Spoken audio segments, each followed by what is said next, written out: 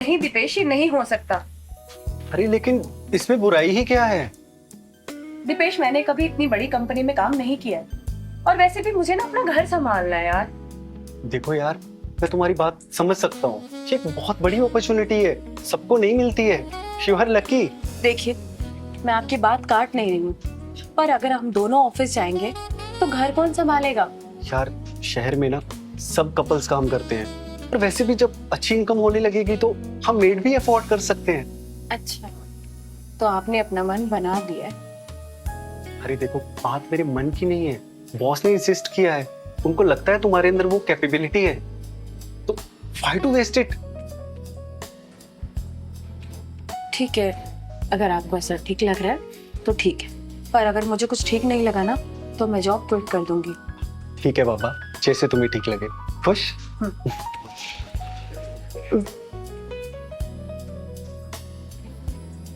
दीपेश, मैंने तुमसे कहा था ना कि मेरी नजरें किसी को पहचानने में धोखा नहीं खा सकती। क्या मतलब सर? कहने का मतलब ये है कि अनु की मार्केटिंग स्किल्स के बारे में तो मैं पहले ही पहचान गया था, लेकिन अब देखो, इसे जब से ये प्रोजेक्ट मिला है, क्या काम किया है इसने। Absolutely brilliant, wow. Thank you so much sir, but ये आपकी गाइडेंस के बिना पॉसिबल नहीं था। नहीं नहीं, मुझे थैंक्स मत बोलिए, it's just because of your hard work. अब सुनिए बढ़िया बात, आपने जो इतने दिनों में ये मेहनत करी है ना, तो इसके 2 रिजल्ट्स मिले। क्या पूछे? अब क्या? ना केवल आपको परमानेंट किया जा रहा है, बल्कि आपको प्रमोशन भी दिया जा रहा है। Really? Yes. I am so happy. Thank you sir. I can't believe sir. Thanks ton sir. नहीं नहीं, मुझे थैंक्स कहने की कोई जरूरत नहीं है। मैं बस आप लोगों से ये कहना चाहूंगा कि इसी तरीके से मेहनत करती रहिए, and you will going to see कि आप लोग कितनी जल्दी, specially you will going to reach heights. ठीक है? वो तुम्हारी फ्लाइट है, बोर्ड ऑफ डायरेक्टर से कोलैबोरेट करना है। Yes sir. तैयारी करिए, and Mitali, you come to my cabin with me. ठीक है? All the best, keep going. चलो कम।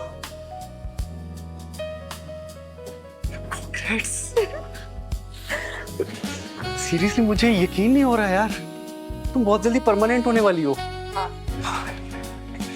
अच्छा सुनो, मैं लेट हो रहा हूँ, मैं निकलता हूँ, तुम अपना ध्यान रखना, ठीक है? फोन करते रहना। हाँ, चल बाय।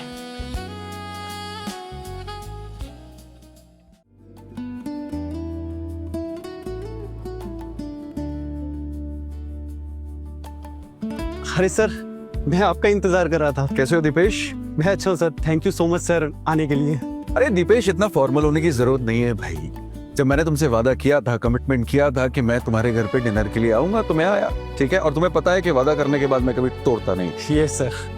अब सर, मीट माय वाइफ। ओ हाय, कैसी हैं आप? हेलो, आप बताइए। मैं ठीक हूँ बिल्कुल। आप ये बताइए कि यहाँ के माहौल में आप ढली कि नहीं ढली? अरे सर, आप प्लीज इसे तुम करके बात कर सकते हैं। अच्छा ठीक है, हाँ सब ठीक है, पर आइए ना, खाना लग चुका है। चलिए आइए सर, चलिए चलिए।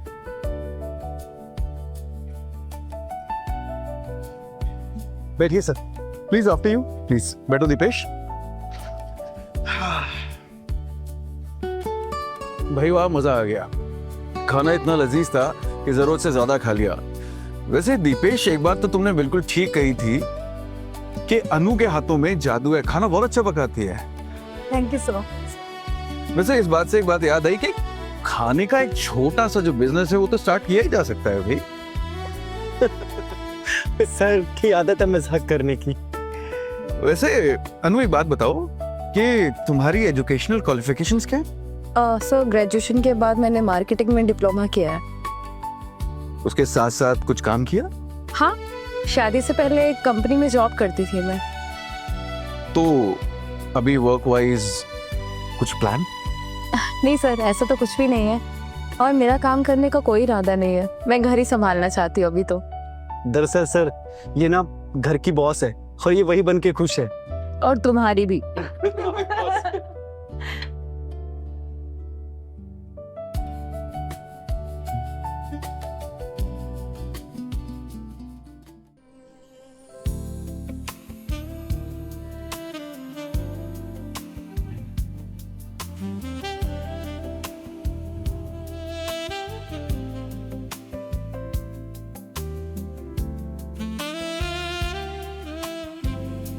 और पिताजी, आप बड़े दुखी नजर आ रहे हैं। क्या बताऊं बिटिया, बातें कुछ ऐसी है। आप तो हमसे कोई बात छुपाते नहीं। हाँ बेटी, पर ये बात ऐसी है कि मैं तुम दोनों से कुछ बातें नहीं कर पा रहा हूँ। मैं जानती हूँ अब दीदी की शादी को लेकर परेशान है ना। नहीं बेटा, बात सिर्फ इतनी सी नहीं है। मैं सब जानती हूँ, मैंने सब कुछ सुन लिया था। क्या तुम सब जानती हो? इसीलिए तो मैं बोल रही हूँ कि मैं आपकी परेशानी दूर कर सकती हूँ। वो कैसे? मैं इस शादी के लिए तैयार हूँ। तुम जानती भी हो कि तुम क्या कह रही हो? हाँ, लेकिन मैं तो ये सोच भी नहीं सकता था। नहीं तो मेरा छोटा भाई क्या सोचेगा कि उसके जाने के बाद मैंने उसकी बेटी का फायदा उठाया। अरे पिताजी, ऐसी बातें क्यों कर रहे हैं? और अब तो आप ही मेरे पिता हो।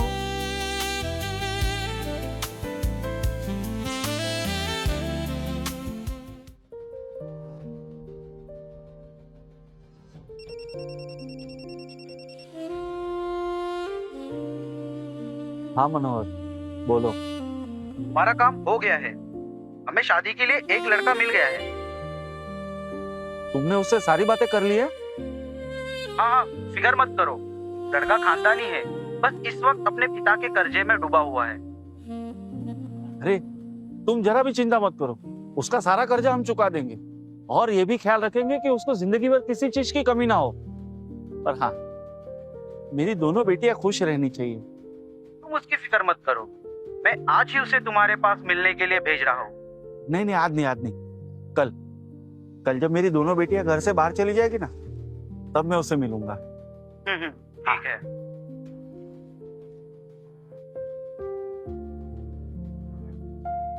लीजिए बेटा। बेटा, तुम्हें सच में इस शादी से कोई दिक्कत नहीं है ना? नहीं अंकल जी, कोई दिक्कत नहीं। बेटा, तुम्हें पता है ना, दोनों के प्रति तुम्हारा भाव बिल्कुल एक जैसा होना चाहिए। अंकल जी आप बेफिक्र रहिएगा, आपके दोनों बेटों के प्रति मेरा भाव एक जैसा ही रहेगा। तब तो बेटा अब तुम भी फिक्र छोड़ दो, क्योंकि तुम्हारा सारा कर्जा हम चुका देंगे। शुक्रिया अंकल जी। अरे बेटा, शुक्रिया तो हमें तुम्हारा करना चाहिए। तुम नहीं जानते तुमने हमारी कितनी बड़ी समस्या हल कर दी है। अरे नहीं नहीं बेटा, नहीं, चाय पी, नाश्ता लो। अरे नहीं,